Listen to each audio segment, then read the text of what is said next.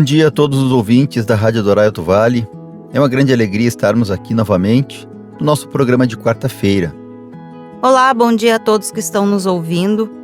Hoje nós teremos como estudo A Base de Tudo, que vem do livro Os Primeiros Passos, os primeiros 300 anos da Igreja Cristã, do autor Robert Royer. A igreja nasceu em Jerusalém. Foi lá que ela olhou pela primeira vez para o mundo. E foi lá também que o mundo olhou pela primeira vez para ela. E o nosso estudo de hoje vai falar a respeito do choque inicial causado por uma nova força a entrar na arena da vida. Durante 40 dias depois de sua ressurreição, Jesus mostrou aos seus discípulos que seu relacionamento com eles tinha mudado. Ele já não era mais o servo de Deus, que sofre, que toma consigo os pecados do mundo. Isso já tinha terminado. Ele é a palavra encarnada da reconciliação, que envia seus discípulos para que tornem conhecida essa reconciliação. Ele os encontrou no cenáculo enquanto meditavam no seu futuro, no curso de suas vidas, no mar da Galileia ou no caminho de Emaús. E esteve com todos eles na Galileia. Quando eles se conscientizaram do seu próprio chamado e ficaram certos da presença dele em seu meio, revelou-lhes Jesus o próximo passo que era iminente. Iria subir aos céus diante dos seus olhos e os instruiu para esperarem em Jerusalém pelo seguinte passo. 10 dias depois, quando Jerusalém estava cheia de gente para a festa judaica de Pentecostes, o Espírito Santo tocou os apóstolos e demais discípulos com fogo, e eles passaram a proclamar a palavra de Jesus. O povo reunido ali estava atônito, com dons manifestados, e Pedro explicou tudo falando na ressurreição. 3.000 ouvintes aceitaram a notícia do amor de Deus e foram batizados. Eles entraram num novo tipo de relacionamento uns com os outros. Era uma comunidade de alegria e esperança. Na palavra de perdão, eles foram unidos num só corpo. Na expectativa do retorno de Jesus, abandonaram todo o medo que tinham uns dos outros e do futuro. Pedro curou um homem aleijado de nascença e explicou o milagre a partir do poder da ressurreição. Novamente, milhares descobriram o poder do amor de Deus e se juntaram aos seguidores de Jesus. Repartiram tudo o que tinham uns com os outros e suportaram-se mutuamente em completa liberdade. Os líderes do povo, que já tinham se assustado muito com o poder de Jesus, deram-se conta do quanto crescia aquela comunidade e trataram de subjugá-la. Pedro e João foram presos e expressamente proibidos de pregar. Mas os apóstolos estavam tão influenciados pela mensagem da vida em Cristo que não podiam silenciar. Foram levados e aprisionados novamente.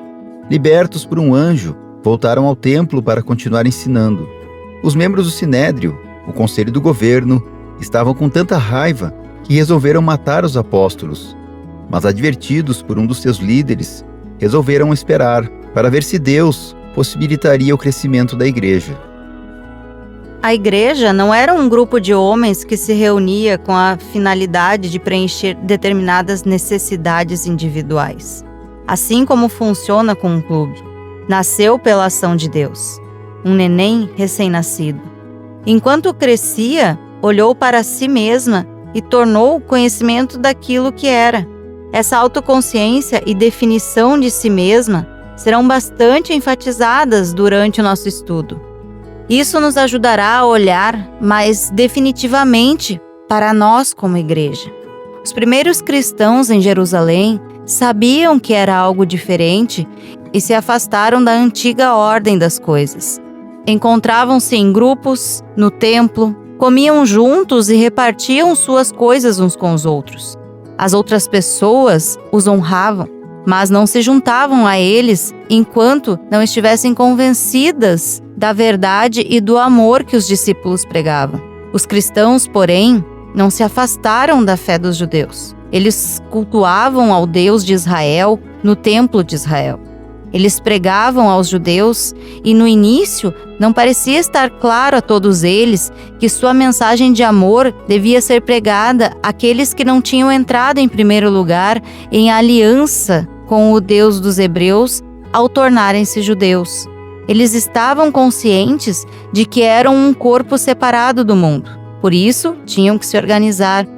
Nenhum grupo de pessoas pode manter-se caso não tiver alguma forma de dividir responsabilidades. O primeiro passo por eles tomado nessa decisão será analisado no estudo de hoje. Como base para esse estudo, eu vou ler então Atos, capítulo 1, dos versículos 15 a 26. Num desses dias de reunião, estavam presentes mais ou menos 120 seguidores de Jesus. Nessa reunião, Pedro se levantou e disse: Meus irmãos, tinha de acontecer aquilo que o Espírito Santo, por meio de Davi, disse nas Escrituras Sagradas, a respeito de Judas, que foi o guia daqueles que prenderam Jesus. Judas era do nosso grupo e foi escolhido para tomar parte no nosso trabalho. Com o dinheiro que tinha recebido pelo seu crime, Judas comprou um terreno. Nesse terreno, ele caiu e se arrebentou, e os seus intestinos se esparramaram. Todos os moradores de Jerusalém ficaram sabendo disso. Por isso deram àquele terreno o nome de Aceldama, que na língua deles quer dizer campo de sangue. E Pedro continuou: Isto é o que está escrito no livro dos Salmos, que a casa dele fique abandonada e ninguém mais more nela. E também diz que outra pessoa faça o trabalho que ele fazia. Portanto, precisamos escolher outro homem para pertencer ao nosso grupo e ser testemunha junto conosco da ressurreição do Senhor Jesus. Deve ser um daqueles que nos acompanharam durante o tempo em que o Senhor Jesus andou entre nós, desde que foi batizado por João até o dia em que foi levado para o céu. E foram apresentados 2 homens, José, chamado Barsabás, que tinha o apelido de Justo, e Matias. Em seguida, oraram dizendo: Senhor, Tu conheces o coração de todos. Mostra agora qual dos 2 escolheste para trabalhar conosco como apóstolo, pois Judas abandonou este trabalho e foi para o lugar que ele merecia. Depois fizeram um sorteio para escolher um dos 2. O nome sorteado foi o de Matias, que se juntou ao grupo dos 11 apóstolos. Nós conseguimos, tanto no que a gente leu como base do estudo, quanto na leitura bíblica, perceber que desde o início a construção da igreja não foi uma coisa fácil. E depois, para manter esses templos, essas igrejas, se tornou ainda mais difícil, porque os apóstolos estavam sendo caçados. E nós enxergamos, então, que mesmo com toda essa turbulência, os apóstolos sendo presos, as pessoas ainda descrentes do que estava sendo falado, nós percebemos que Deus, então, começa a fazer a sua igreja crescer. No momento em que os líderes permitem a espera para ver o que Deus vai possibilitar, para ver se o crescimento da igreja, e a gente coloca da igreja templos, da igreja construções, eles permitem então para ver se Deus vai trabalhar nesse lado. E o que os apóstolos fazem? Eles começam então a busca de mais uma pessoa para ajuda no trabalho, que foi Matias, que entrou no lugar de Judas, para também pregar a palavra de Deus, para também falar, anunciar que Jesus é o único Salvador. Então a gente vê que Deus começou a trabalhar de uma forma diferente. Para quê? Para que a palavra dele fosse manifestada. A gente percebe que não são todas as pessoas que gostam de estudar história, que às vezes parece uma coisa um pouco chata, ter que decorar datas, nomes, mas a gente vê que o estudo da história ajuda para que a gente possa entender os acontecimentos e entender como as coisas são. Geralmente se fala, que a gente estuda a história para não repetir os erros do passado no presente, no futuro, enfim. E é importante para nós a gente entender e analisar como é que a igreja teve o seu crescimento, a igreja primitiva, vendo que tiveram muitas dificuldades, mas graças a essas pessoas que entenderam o significado daquilo que Cristo veio trazer, nós vemos que o estudo fala que os apóstolos eles estavam tão influenciados pela mensagem da vida em Cristo, ou seja, estavam tão influenciados pela mensagem da salvação, eles tinham aquilo junto deles. Afinal, eles passaram com Jesus durante todos esses anos que ele pregou, que ele ensinou. E eles haviam visto tudo aquilo acontecer, tudo aquilo que Jesus disse que iria acontecer principalmente com ele, que ele iria morrer, que ele iria ser crucificado, mas que ele iria ressuscitar. Então eles são testemunhas oculares, aquelas pessoas que viram tudo o que aconteceu para poder relatar para as gerações futuras. E nós vemos que a igreja então foi formada com muita dificuldade, para que hoje nós possamos ter esta mensagem da salvação. E nós também, passando pela história, a gente vê que no início, depois que Cristo morreu, inclusive os discípulos ficaram muito desanimados. Então, quando Jesus voltou e ficou aqueles 40 dias conversando, pregando, falando com eles, foi aonde encheu de novo a vontade de falar sobre Jesus Cristo. Foi aonde eles enxergaram que tudo o que Cristo tinha conversado com eles aconteceu e estava se cumprindo realmente o que Cristo tinha dito para eles. Foi aí então que eles inflaram o seu coração, que eles conseguiram enxergar a esperança de novo e saíram novamente a pregar, falar do amor de Cristo.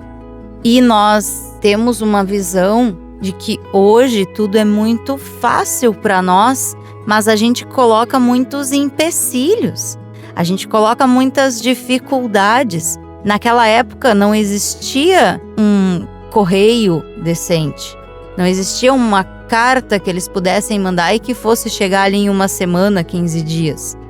Não existia um WhatsApp que chega praticamente instantâneo se a pessoa está ativada, se ela não está fora de área ou se não está desligado. Mas às vezes parece que tem pessoas que estão sempre desligadas para Deus. Essas pessoas parece que nunca recebem a mensagem de Deus e colocam isso como um empecilho nas suas vidas. Elas colocam o poder ouvir a palavra de Deus, que é tão acessível hoje, principalmente aqui no Brasil. Nós não temos nenhum tipo de recriminação quanto a falar da palavra de Deus, mas existem pessoas que tapam os seus ouvidos, que endurecem o seu coração e que não querem saber da palavra de Deus e inventam desculpas para isso. Nós bem sabemos que hoje em dia nós temos muitas desculpas. Muitas vezes o trabalho, a pessoa está cansada por ter trabalhado bastante, ou muitas outras desculpas que nós costumamos escutar. Talvez as pessoas naquela época convidavam as outras para irem na igreja, elas poderiam dizer: não, eu não vou hoje porque eles estão perseguindo, eu posso ser morto, eles podem perseguir a minha família, eles podem matar a minha família, podem nos prender. Eram dificuldades reais que aconteciam naquela época, né? Mas a gente acaba vendo que nem por isso as pessoas deixaram de pregar a palavra, deixavam de ir aos encontros, de se reunirem. Mesmo sendo escondidas, as pessoas iam com muita alegria, mesmo sabendo que se elas fossem pegas, elas seriam presas, torturadas, e muitas delas até poderiam vir morrer por causa disto. A gente sabe que foi um período de perseguição muito dura e sangrenta para a igreja naquela época. E naquele período de perseguição, a igreja cresceu muito. As pessoas tinham que fugir, tinham que ir para outros lugares. E cada vez que eles chegavam em um novo lugar, o que eles faziam? Ficavam quietinhos, com medo? Não. Eles falavam da mensagem da salvação para as pessoas. Então nós vemos que as desculpas nos afastam de Deus, mas as dificuldades nos aproximam de Deus. Nós podemos então imaginar se aquele povo daquela época fizesse o que nós fazemos. Será que hoje nós escutaríamos falar sobre Cristo? Se eles se escondessem, se eles realmente se apegassem nas dificuldades, que eram dificuldades, não eram desculpas, será que nós poderíamos hoje falar de Cristo? Será que nós conheceríamos Cristo? Será que nós teríamos a verdadeira palavra? Será que nós poderíamos falar sobre esse presente maravilhoso que nós temos, que é a salvação em Cristo? Nós temos que olhar o contexto da época e imaginar se nós estivéssemos lá naquela época, o que nós faríamos? Se hoje eu dou preferência para receber as minhas visitas e não ir ao culto, se hoje eu dou preferência para ir a uma festa e não ir ao culto, Se hoje eu dou preferência de ir jogar e não ir ao culto, de ir beber e não ir ao culto, de ir dormir e não ir ao culto, de ir trabalhar e não ir ao culto. Na época, as pessoas tinham problemas reais. Se eu for ouvir a palavra de Deus, eu posso morrer. Minha família pode morrer. E hoje, as minhas desculpas também podem me matar eternamente. E para nós é um privilégio poder falar da mensagem da salvação através de Jesus para o mundo, sermos essas testemunhas. É interessante a passagem de Lucas, capítulo 19, lá no versículo 40, quando ele entra em Jerusalém, montado num jumentinho, as pessoas estavam louvando Jesus.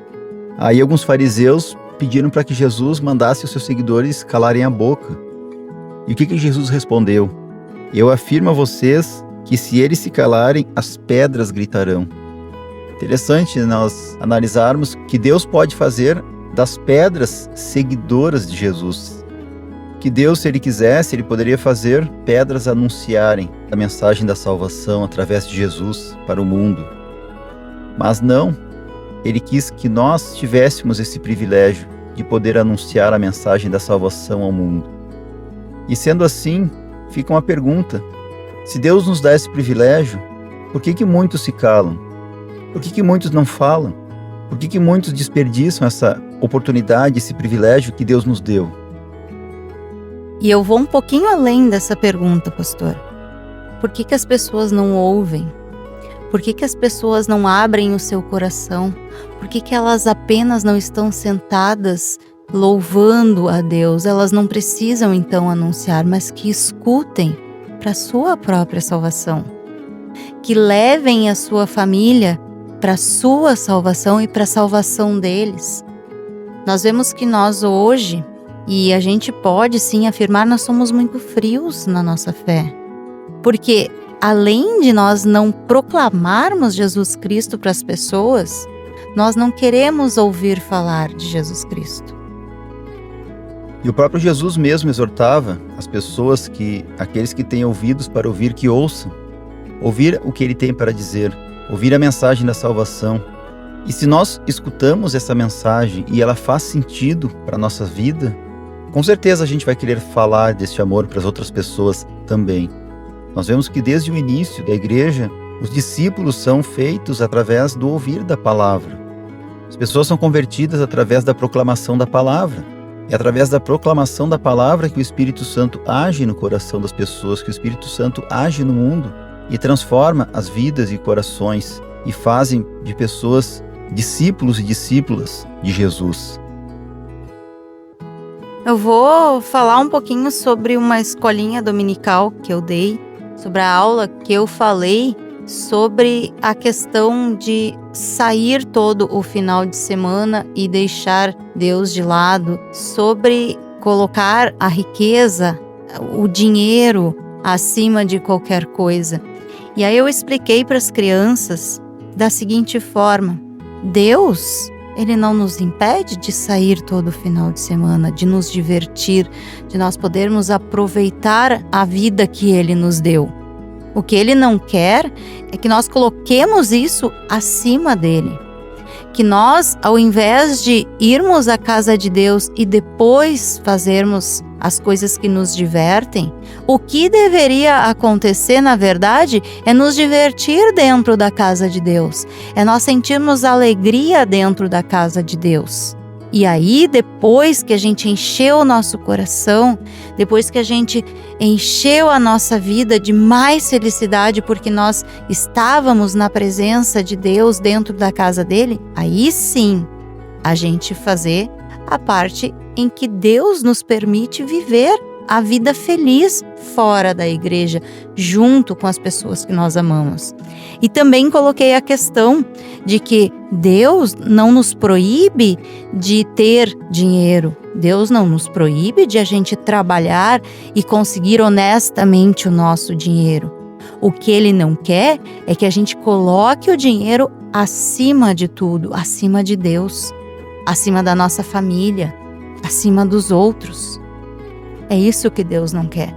Mas sim, Ele nos deu a vida, se Ele nos deu saúde, então que a gente trabalhe para adquirir as nossas coisas, mas que a gente não coloque nada acima de Deus.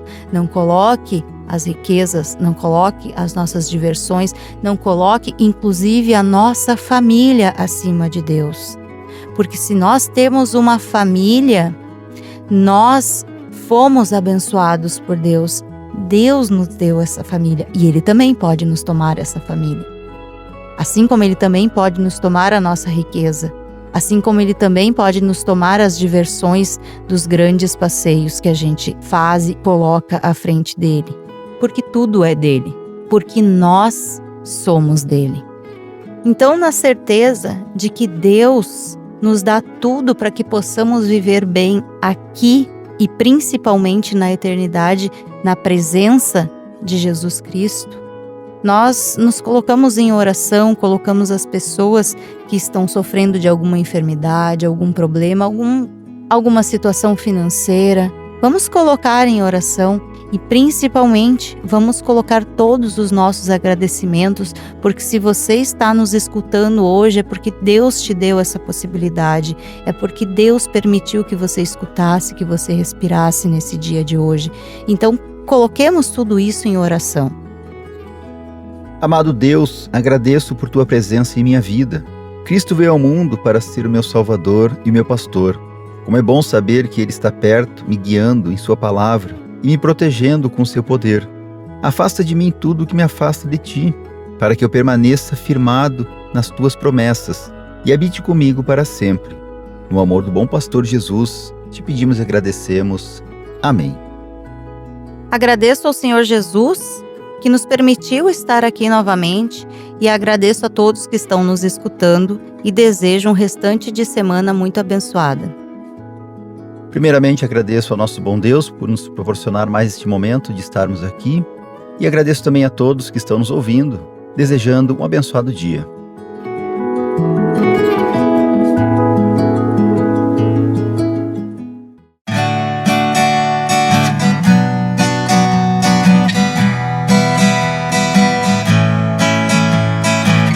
Posso cantar esta canção e até sorrir, posso porque tem a salvação. E se acaso mal tocar, me basta refletir no que Cristo diz ao coração. Tenha uma vida de alegria, pura, sadia e cristã. Nada é mais bonito que o sorriso de uma alma simples, franca e sã. Se eu posso me levantar dos tombos que levei, posso porque Cristo vive em mim. É Ele quem me dá essa vontade de viver, de lutar, sorrir, cantar assim. Tenha uma vida de alegria, pura, sadia e cristã. Nada é mais bonito que o sorriso